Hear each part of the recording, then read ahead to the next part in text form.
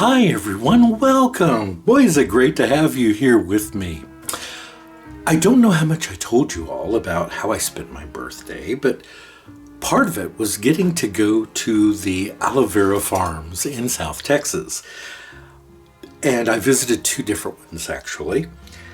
And it is so enjoyable for me to visit other people's farms, to see other people with the same mindsets that I have in regard to growing organic vegetables or fruits or herbs that are healthy for us, and on that same token are beautiful to behold.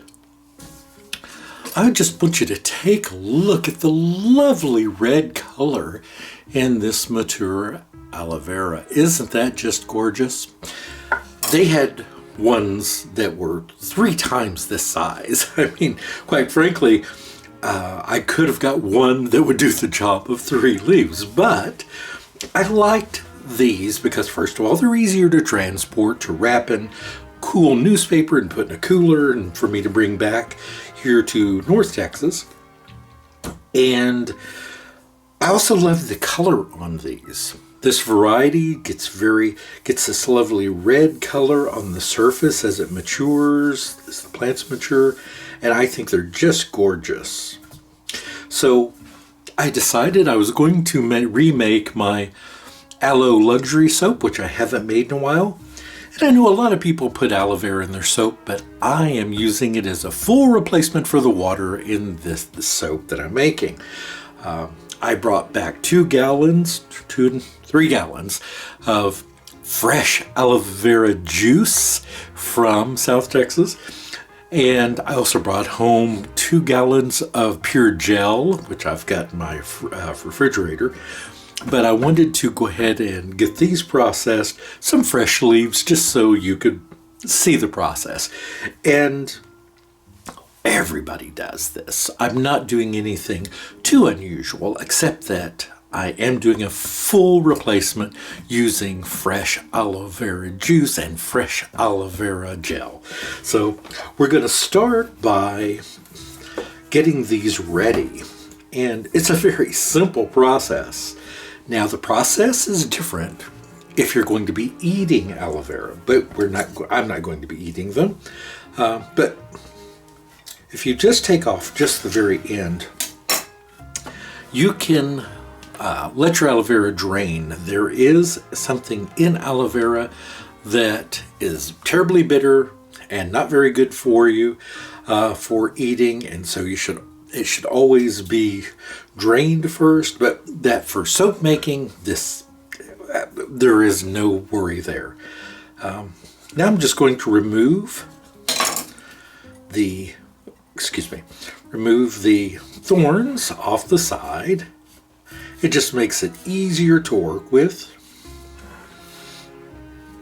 Always use a sharp knife to simplify the process and avoid cutting yourself, which I speak of which I know.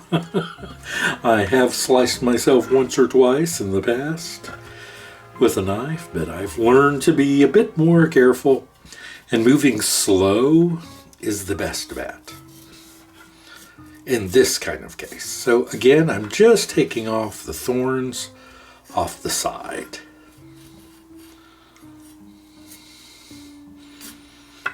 It's a little more challenging when you get down to the tip, but that's quite all right.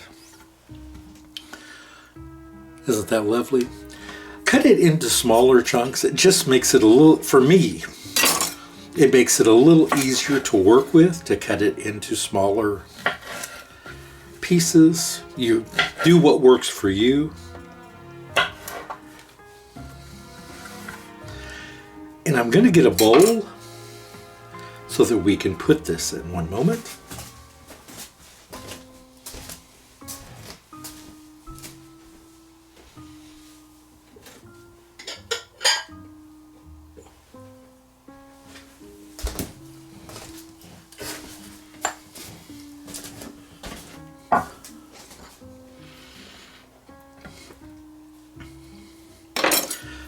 I'm taking my sharp knife And I just want it to travel underneath the skin.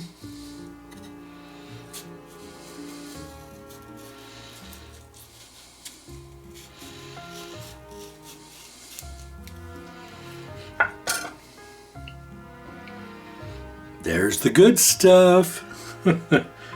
And if you have ever had a burn or some type of skin irritation, someone in your life has probably rubbed some aloe vera on it.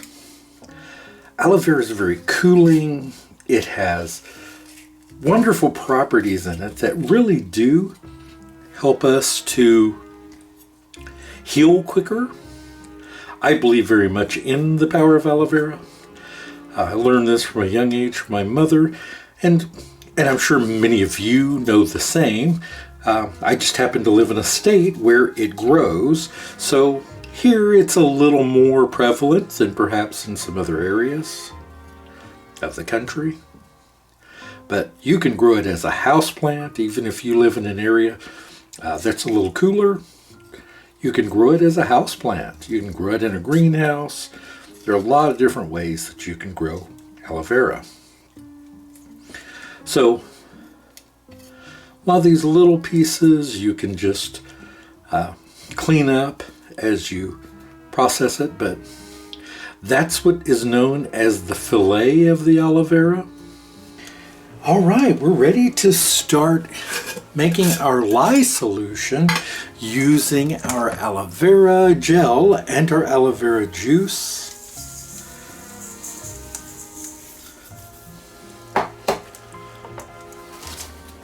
And I am so looking forward to this. Do a little bit of breaking up here. It sat here for a bit and started to dissolve. I'm really looking forward to this soap. I've made aloe vera soaps, as have dozens and dozens or maybe even hundreds of other people, even on YouTube. And you'll see as many different ways to do things as there are aloe vera leaves in the world. Perhaps not quite that much. But one of the things we all agree on is that it gives such a fantastic feel to soap. Now, some people claim that it causes a sliminess when used in large quantities in soap. And you know what? That's right. It can. Unless you make one minor alteration, which we'll be doing. And I'm going to be adding in a bit of green clay to this soap. That gives it a very nice slip on the skin without having that sort of slimy feel from the soap. Of course, it all rinses off whether it's slimy or not. But I know that that's something that some people are opposed to. And by adding the green clay, or any clay, you could add any kind of kaolin clay, bentonite clay. You could actually use some other things such as a bit of tapioca starch. You find what works for you, but in my experience, clay is the best way to counteract that feeling in soap. All right.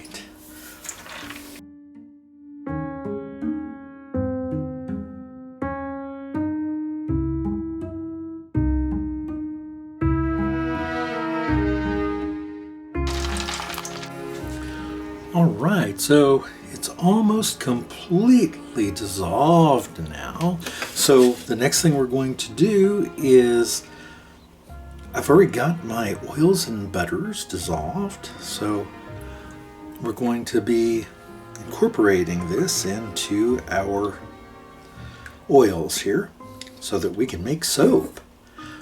I'm going to be coloring this with a combination of things. I mentioned earlier that I was going to be using some green sea clay or French green clay in the soap, but I've also added to this some dried avocado leaf. That's the outer part that you saw me peel off. That's been dried in the dehydrator and then ground up.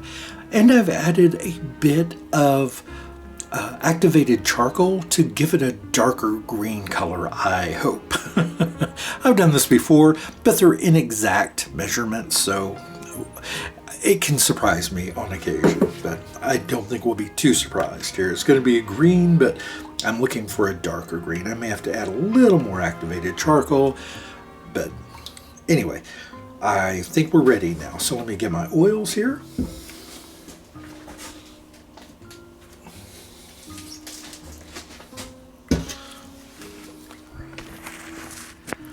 Alrighty.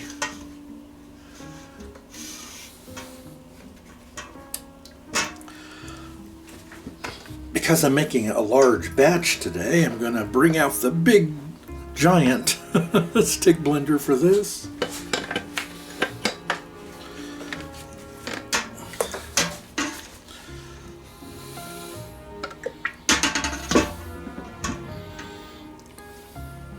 Right.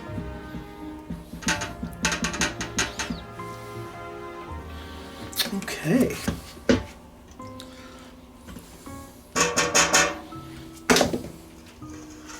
Now, before I add in my lye solution, I'm going to go ahead and add in the colorant.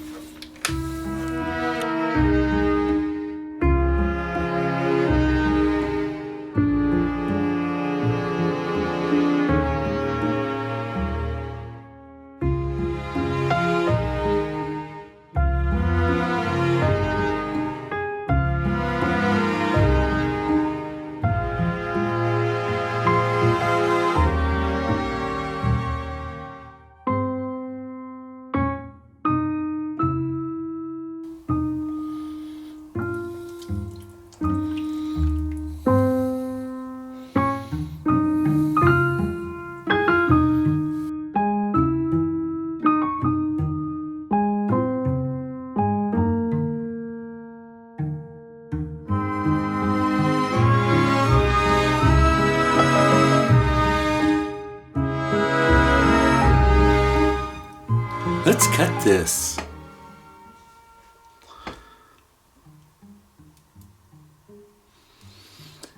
And it is still a little soft. Oh, excuse me.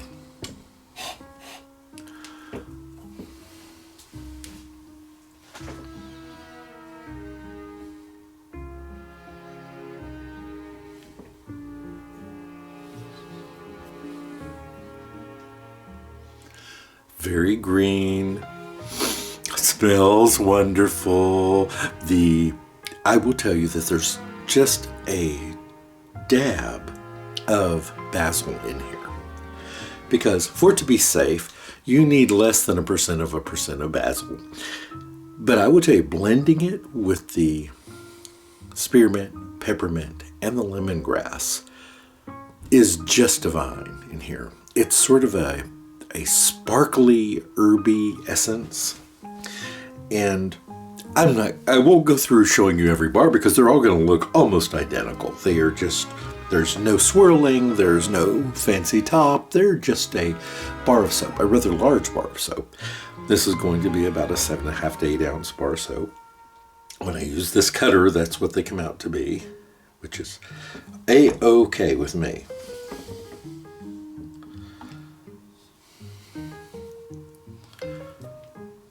But I think they come out quite nice. So everyone, I hope you enjoyed this. These aloe vera bars will be in the shop in early May. And I think they're going to be just terrific. They will lighten up substantially. They're really dark now because they're, well, still moist. They will take some time to cure. So hope you enjoyed this, everyone. I've had a lot of fun, as always, spending this time with you and putting these together for you. Thank you so very much, everyone. Please have a beautiful day, and I'll see you back soon. Goodbye.